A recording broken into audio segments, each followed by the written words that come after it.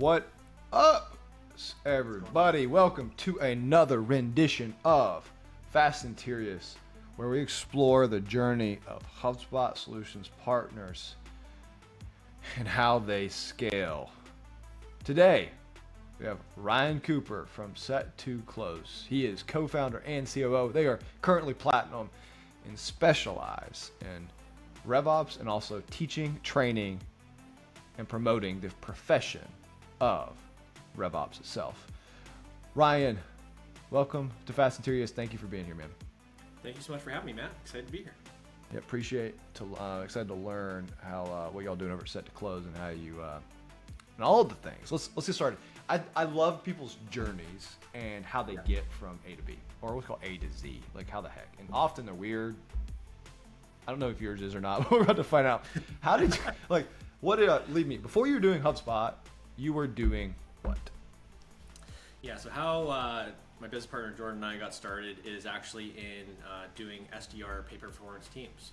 And so we started our business that we did for about 3 years, and we were able to grow and scale SDR pay performance teams working for multiple organizations.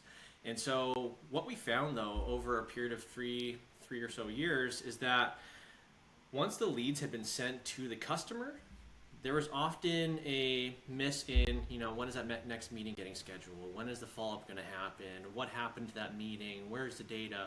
And we often found, working with multiple different organizations, everyone had their own ecosystem. And some were great, but some were cumbersome. And the ones who were great, we were able to achieve a lot of wins together.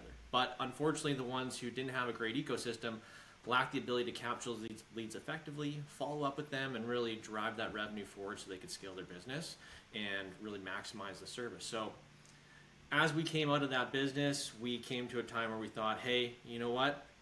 The problem's no longer with finding leads. Leads can come down to effort, can come down to great tools, unique solutions with that.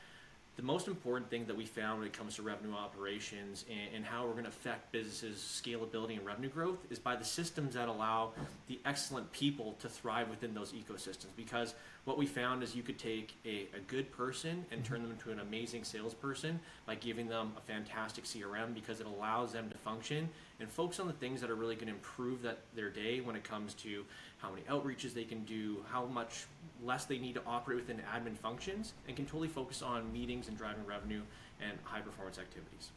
Mm-hmm. So as we grew, we developed our kind of methodology to think, what does RevOps encompass? Because obviously sales is an important function, but we also need to look at how do the leads get into the pipeline. So that's how we evolved into marketing. And then ultimately, holistically, once you have the customers, how do you maintain them? How do you increase that long-term value or lifetime value of that customer? And so customer success became a third kind of leg for us when we look at our revenue consulting models that we provide here at Set2Close. Brian, I heard is this getting?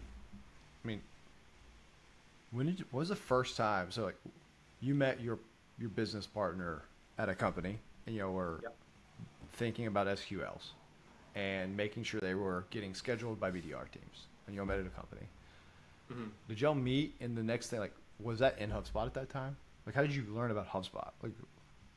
So how we learned about HubSpot is that we started to get to see a bunch of different CRMs depending on the business we worked with. We started a lot in manufacturing, distribution, logistics.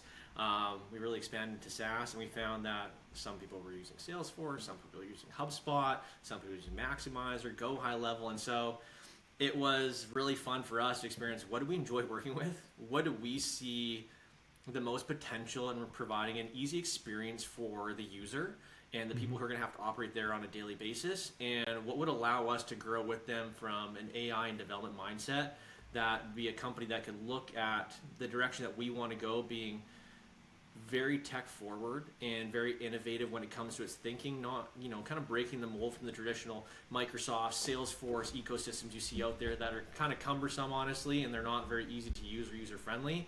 And so that's why we made the move to HubSpot, because it encapsulated all of the technology wants and needs that those other robust platforms could provide, but it wasn't the user-friendly experience that teams needed to achieve success, and that what we didn't find was very fun to use.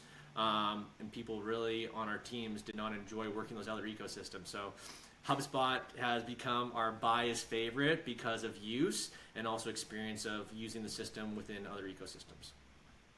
I heard you say HubSpot's my favorite because it's the easiest for people to use. Yeah, it's like we've done it, we've implemented, and it's much easier to get people to adopt it post implementation.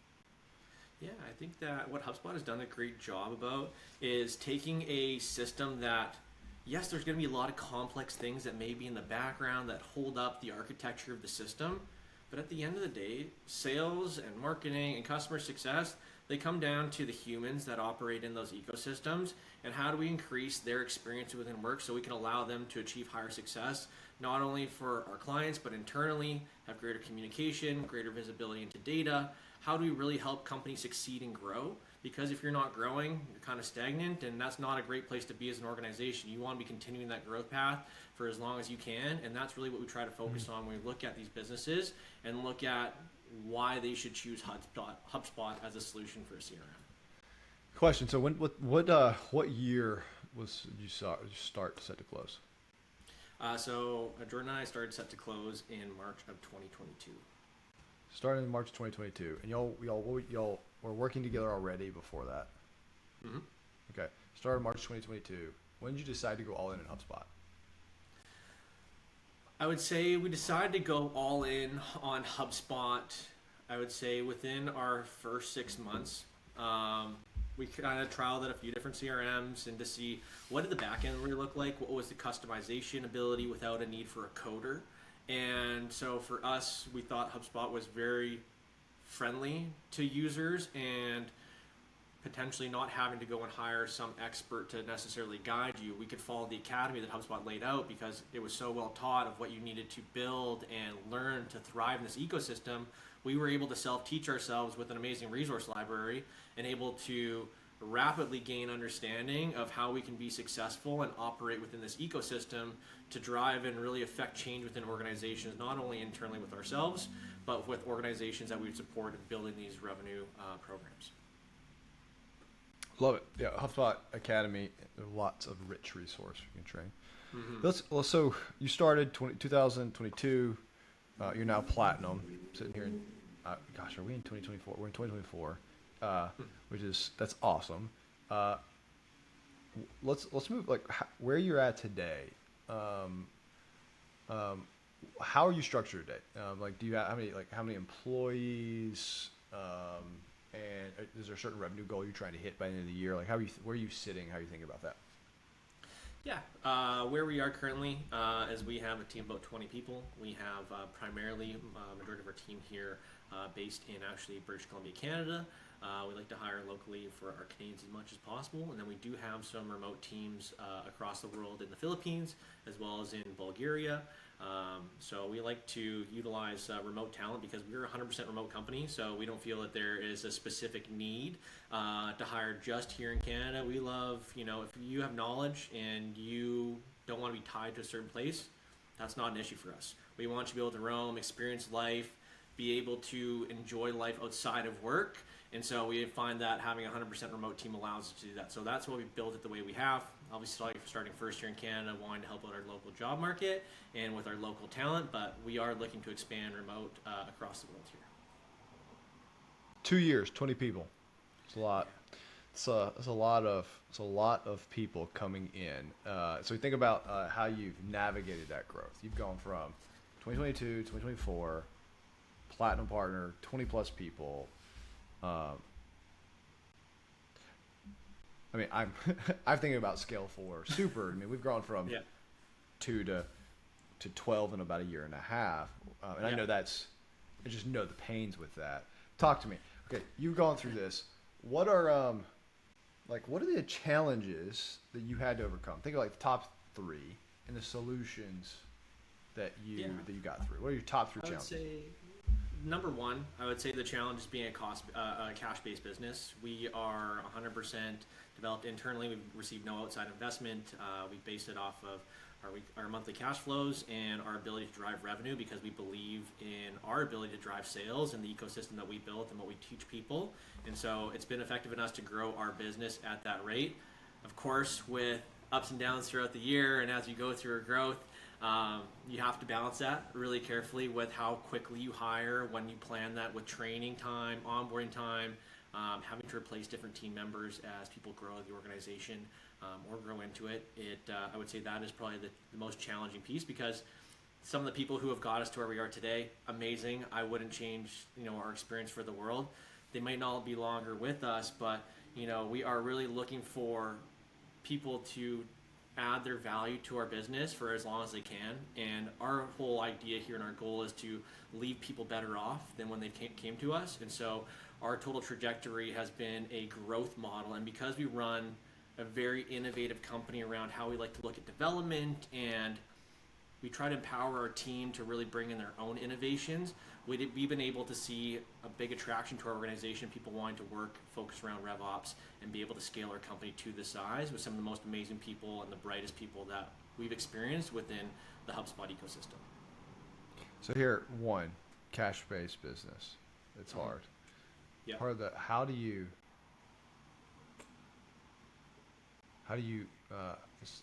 no outside funding? How do you, like, at 20 people, like, is there one specific things, like, here, Matt, you got to do this, or we do this, that would be helpful?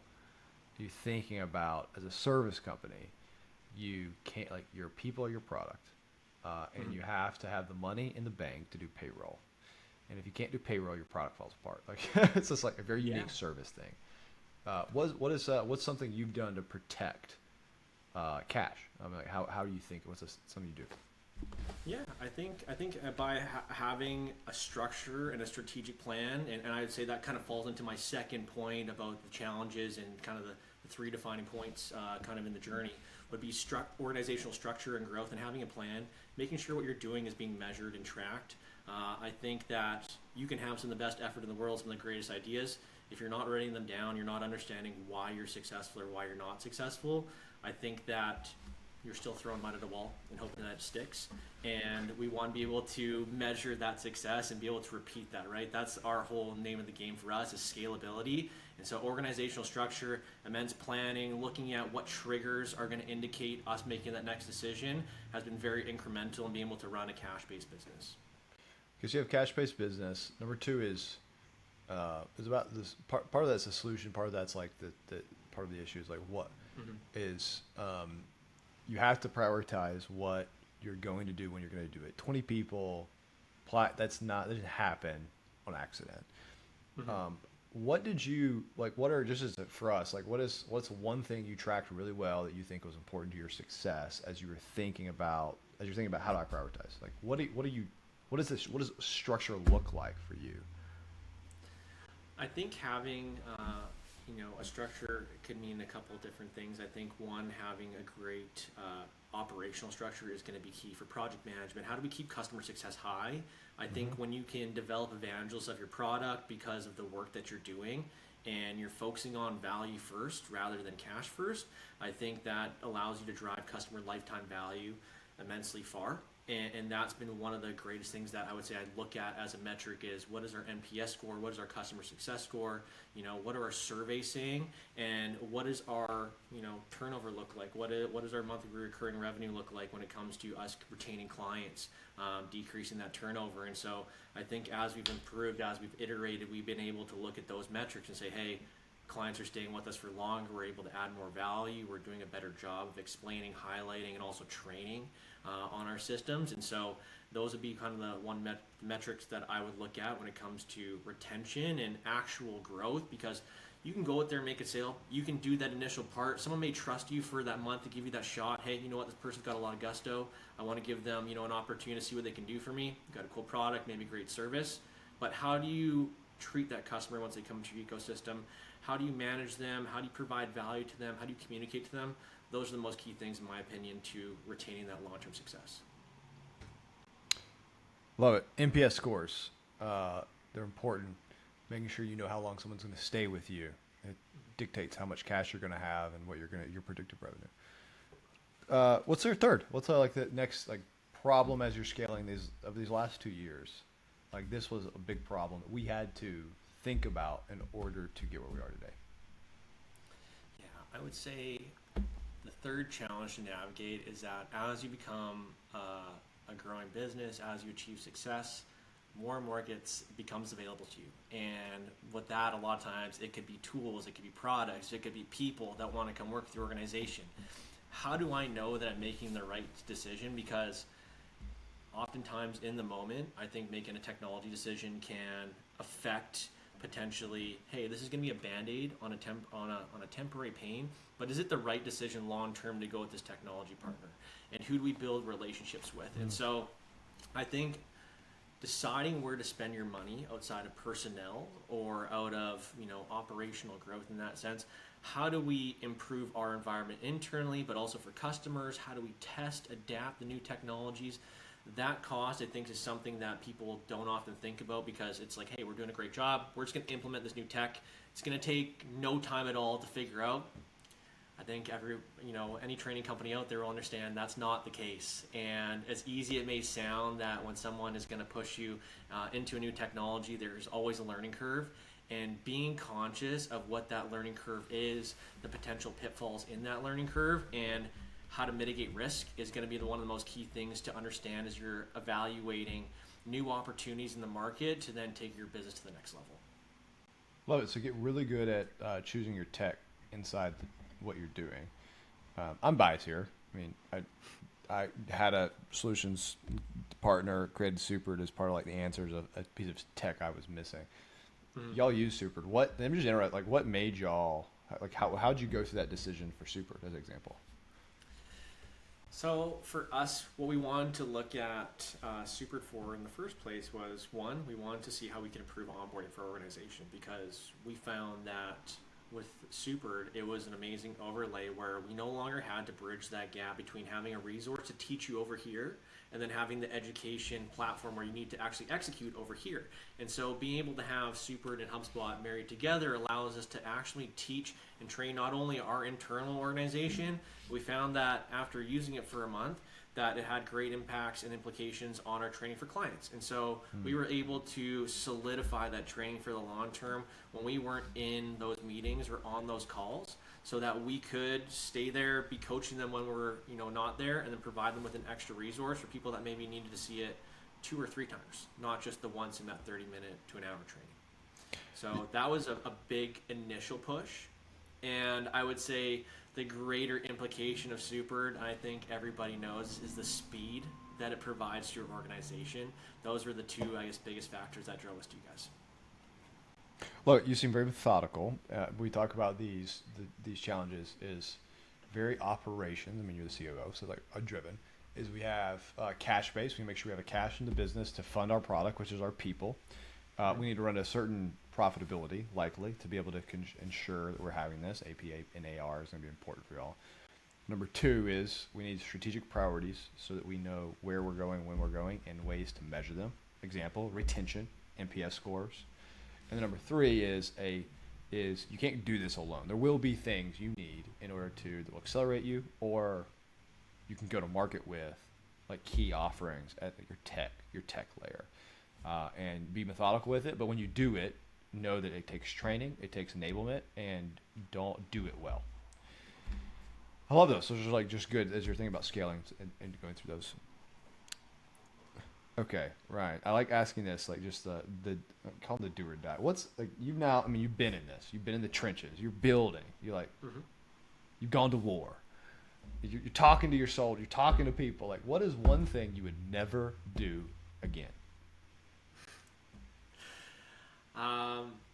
One thing I would never do again, I would probably say, especially in my early, iterations of HubSpot and learning and saying, I would say that there was a certain point where I thought that, hey, we didn't need to look at other technologies because we were so set on HubSpot. And I would say that was a naive early instance where we got really comfortable with the ecosystem and tech stack we were in. And it actually drove us to create one of our, our company values now, which is progress through innovation, because we had gone into an ecosystem. We looked at these technologies. We're like, hey, they work great. It siloed us into a very small niche that we couldn't serve outside of our customer base. And so by understanding and doing the research into more technologies and expanding our understanding and our our development, our innovation around these different products, it allowed us to be more nimble within our current ecosystem, but have a better understanding of why things were the best choice or not for our customers to develop these custom solutions that we do here at Set2Close. Well, look, most people have the opposite. So it's like y'all listened and did it, which is like go niche fast. Y'all did it, and you're like, that's right. It's not wrong, but we need to understand why it is the best, and just like spend the time, like go in the others, like build in them, and just know. Yeah.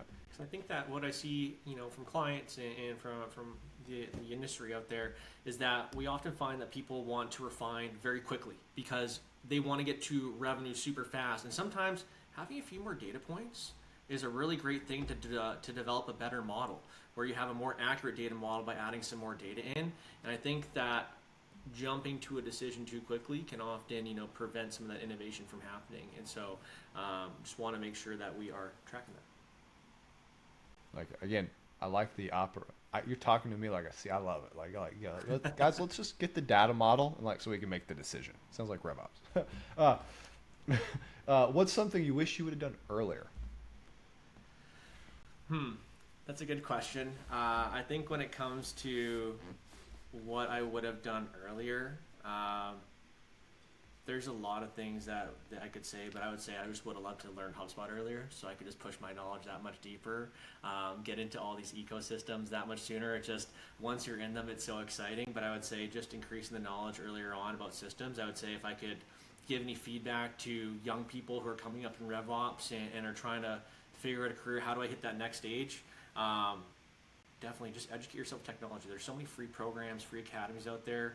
Develop your education more than anything else because that will make you dangerous. And when you can understand how different ecosystems operate, you become insanely valuable to organizations, and you are going to be the pick of the litter when it comes to organizations looking who they should hire.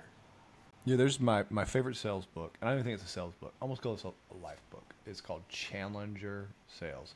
And it's the entire premise, as you read it, is the best salespeople that perform are the ones that give value and insight in every interaction, which means you have to it means you have to know more than the people you're talking to. It sounds weird, but you just have to know more. And so there's just inundate yourself. Like it's what you said. I just what makes you value, makes you pick of the litter, if you would, is when you get into a call and they're looking at Salesforce, HubSpot, Pipedrive to solve for manufacturing. It's not that Salesforce is worse or HubSpot is better. It is, I know how to solve that specific problem, and here is the pros, and here's the cons. And based on your scenario, I think you should do this for these reasons. And if you're trying to solve that, then go here. You can say it with confidence. Yeah. Exactly. Right. You're trying to develop that playbook, right? Just like a quarterback has their plays they're going to call on the field. It's like, what is the best solution for this situation, for this scenario? And that's really what we try to achieve, where what is the most targeted solution for that customer that's going to be specific to them, that's going to allow them to achieve the most scalability, but sustained scalability. In fact, so I love it. I like it. Coach Cooper, call him some playbooks. For what's next? So we're 2024, we got, 6 months, less than 6 months, less than half a year, right? We're into Q3, going into Q4. What's your big bet for the rest of the year and looking in 2025? What are you betting the house on? What's the thing you're thinking through right now? So what we're betting the house on is something that we've been working on for the last year here, and we're super excited about it. It's a program called Set to Start. We are the only HubSpot partner that we know of that is offering free onboarding for any sales pro, marketing pro, service pro, sales enterprise, marketing enterprise, service enterprise, and we are expanding to the different hubs within the HubSpot ecosystem. Everything below that in tiers is free. Everything in those programs is free. We want to provide people with the easy stuff to do on their own. So if they want to save a little bit of cash, we know the economy is a little bit tough right now. We want to give people the skills and abilities to follow our guides, our RevOps Academy, to put them through this onboarding, to get them up to speed and tracking revenue without having to pay a bunch of money to be able to understand just how are we doing. And so we want to give that away for free. We want to help as many businesses as possible with that. And so that's what we're betting the house on, is really working towards helping people get into revenue, making sure they can track their sales process, helping as many businesses as possible, and most importantly, educating people around RevOps through our RevOps Academy that is free through the Set to Start program. That's a bomb. I love that. Set to start. That sounds awesome. I love that. Ryan, man, if someone wants to talk to you after this, what's the best way of finding you? Yeah, so a few ways to do that. You can either reach out to me on LinkedIn, you can drop me an email, you can reach out to me via phone or through our website, but anything outside of smoke signals usually works for me.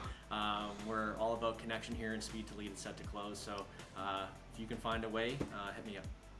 Love it. Well, appreciate you coming on Fast and Tierious, man. Thank you so much. It's been a pleasure. Thank you so much. Appreciate the time. Okay, thank you, everybody. I'll see y'all later. Stay awesome. Keep doing it big. Stay super.